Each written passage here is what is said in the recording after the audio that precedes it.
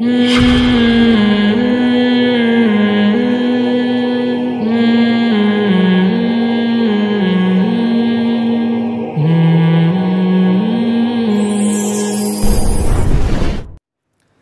صلی اللہ علیہ وسلم نے فرمایا اگر تم اللہ پہ ایسے توکل کرو جیسے توکل کرنے کا حق ہے، لرزقتم، تمہیں ایسے رزق ملے گا جیسے پرندوں کو ملتا ہے. فرمایا تغدو خماصن، جب پرندہ صبح گھر سے نکلتا ہے پیٹ اس کا خالی، اسے نہیں پتا آج میں نے ٹماٹر بیچنے ہیں، آج میں نے رکشہ چلانا ہے، کسی ملٹی نیشنل کمپنی میں نے میرا انٹرویو ہے، کیا کچھ بھی نہیں. صبح اس کو یہ بھی نہیں پتا ہوتا کس سمت میں جانا ہے، میں نے بس نکلتا ہے اللہ کا نام لے کے.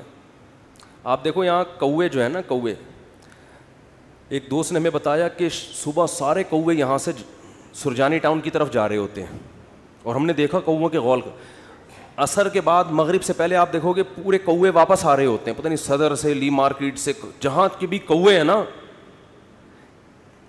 میں نے تو پہلے سمجھا تھا کہ سرجانی ٹاؤن میں کوئی ویکینسی نکلی ہوئی ہے کووں کے لیے، حقیقت ہے سارے یہاں سے ٹریولنگ کر کے جا رہے ہوتے ہیں. وہ ان کو کہیں وہاں شاید زیادہ کوئی مردار وردار پڑے ہوئے ہوتے ہیں، کچھ کچرا مچرا اور یہ سب چیزیں نا، تو کووں کو مخبری ہو گئی، کووں کو مخبری ہو گئی بھائی لی مارکیٹ میں مال ابھی نہیں ختم، شارٹ چل رہا ہے، ابھی کہاں مال ہے. صبح خالی پیٹ جاتے ہیں اور شام کو چھیچڑوں سے پیٹ ان کے بھرے ہوئے ہوتے ہیں. تو رسول اللہ صلی اللہ علیہ وسلم نے فرمایا تغدو خماصا وتروح بطانا، صبح پرندہ نکلتا ہے خالی پیٹ، شام کو آتا ہے پیٹ اس کا بھرا ہوا ہوتا ہے. آپ کہہ سکتے ہیں کہ صرف پیٹ ہی ہماری بنیادی ضرورت، بول لو نا بھائی، نہیں ہے، پیٹ ہی تھوڑی ہے. یہ ایک مثال ہے، پرندے کی ضرورت پیٹ، اور جب پرندے کی شادی کا ٹائم آتا ہے تو اس کی ضرورت گھر بھی ہے یا نہیں؟ کیا خیال ہے بھائی؟ جب پرندوں کی مادہ انڈے بچے دینے، کبوتر کو دیکھ لو نا، یہ تو جوڑے بنا کے رہتے ہیں کبوتر، انڈے بچے کا ٹائم آتا ہے تو کبھی دیکھا کبوتر ٹینشن میں کہ یار بحریہ ٹاؤن تو ہاتھ سے نکل گیا ہے بھائی، بحریہ ٹاؤن کے پلاٹ تو نکل گئے ہاتھ سے، اور سرجانی بھی گیا. ایک صاحب مجھے کہنے لگے میں 15 سال پہلے کسی اسٹیٹ ایجنٹ نے مجھے کہا تھا کہ 6 پلاٹ سرجانی میں لے کے ڈال دو زندگی بن جائے گی. مجھے کہنے لگا یار اتنا افسوس ہو رہا ہے میں نے اس کی بات پہ عمل نہیں کیا. تو میں نے کہا 10-15 سال تو زندہ رہے گا، ابھی تو نے ویسی قبر میں جانا ہے، عمل کر لیتا تو تجھے اسٹیٹ ایجنٹ کہہ رہا تھا 15 سال کے بعد تیری زندگی بن جائے گی، میں تجھے کہہ رہا ہوں 15 سال کے بعد تو مرے گا، بن کے بھی تو قبر میں جائے گا. 15 سال کے بعد جو ہے نا، تو وہ اسٹیٹ ایجنٹ کے 15 سال پرانی پیش گوئی پہ تو افسوس ہو رہا ہے، میں جو سچی مچی کی پیش گوئی کر رہا ہوں کہ تو مرے گا 15 سال میں، تیری ہڈیوں میں ابھی اتنا گودا نہیں ہے زندہ رہنے والا، اس پہ ٹینشن نہیں ہو رہی. اس کا مطلب بھول چکے ہیں موت کو. او بھائی 15 سال پہلے تو سرجانی میں 6 پلاٹ لیتا، آج عیش کرتا، تو وہ 15 سال کے بعد عیش کے قابل نہ رہتا. تو سوچ لے جو 15 سال بعد تو جو اینڈ سرجانی میں پلاٹ لے کے ہونا تھا وہ پلاٹ لیے بغیر بھی وہی اینڈ ہو رہے ہیں. تو ٹینشن کس بات کی بھائی؟ اور ٹینشن لے گا تو 15 سال کے بجائے 5 سال میں وہ انجام ہو جائے گا تیرا، جو 15 سال بعد ہونا تھا. تو میں یہ کر رہا تھا کہ پرندے کو جو رزق ملتا ہے صرف پیٹ نہیں بھرتا اس کا. جب پرندے کی شادی کا ٹائم آتا ہے، وہ بالغ ہوتا ہے، تو پیر بنتا ہے کبوتر کبوتری کا، چڑا چڑیے کا بنتا ہے نا جوڑا. نہ اس نے کہیں سے ڈپلومہ حاصل کیا گھر بنانے کا ہے بھائی، نہ NID یونیورسٹی میں وہ پڑھا ہے، کوئی انجینئرنگ نہیں، اس کو ہے کوئی انجینئرنگ؟ بولو بھائی.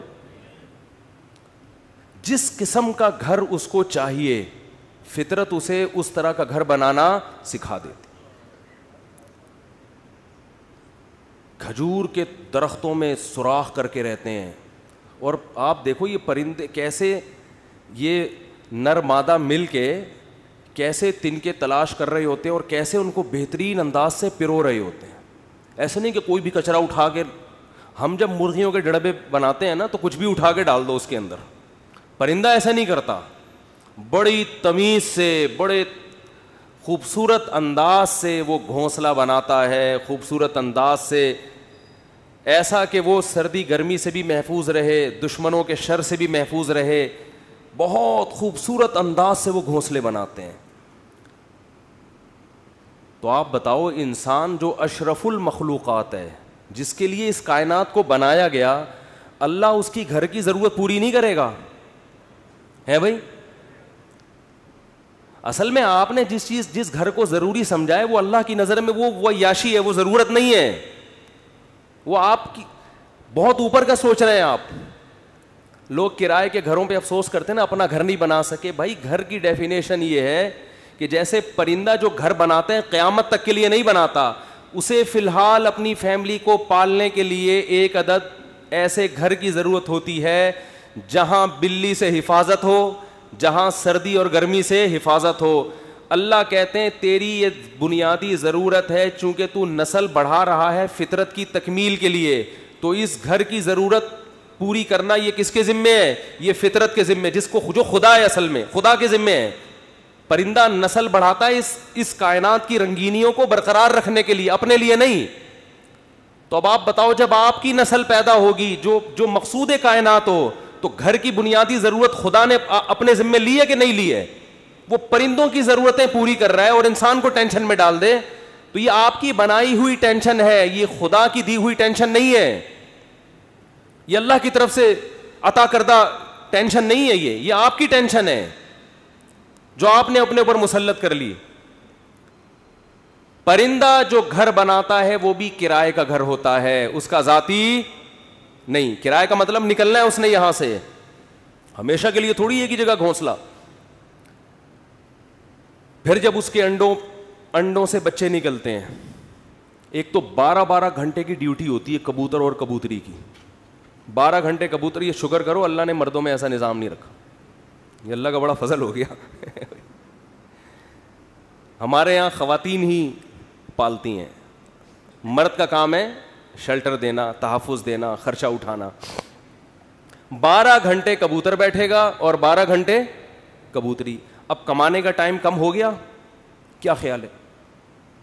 پہلے 12 گھنٹے دن میں کمانے میں لگ رہے تھے ان کے, اور رات میں آرام میں, ایسا ہی ہے نا. اب ذمہ داری بڑھ گئی, کمانے کے لیے ٹائم کم ہو گیا. ذمہ داری کیا بڑھ رہی ہے؟ اب اپنا بھی کمانا ہے اور اپنے بچوں کے لیے بھی دانا لے کر آنا ہے. ٹائم کم ہے کمانے کے لیے اور کھانے والے زیادہ. کہ نہ آج تک دیکھا کہ بھوک سے مرے ہوں پرندوں کے بچے؟ کہیں قحط پڑا ہوا ہو تو ایک الگ بات ہے. کبوتر کبوتری جاتے ہیں, باریاں سیٹ کرتے ہیں, 12 گھنٹے یہ 12 گھنٹے وہ, پھر جب چوزے نکل جاتے ہیں اس سے بچے نکل جاتے ہیں, وہ بھی کما کے خود بھی اپنا پیٹ بھی بھر رہا ہے اور اپنے بچوں کا پیٹ بھی بھر رہا ہوتا ہے. وہ وجہ کیا ہے؟ پرندہ ٹینشن نہیں لیتا. اگر ٹینشن لینا شروع کر دے نا کہ یہاں پلاٹ کیوں نہیں بنا, یہاں گھر کیوں نہیں بنا, تو پرندہ بچے پیدا کرنا ہی چھوڑ دے. جیسے کہ آج گوروں نے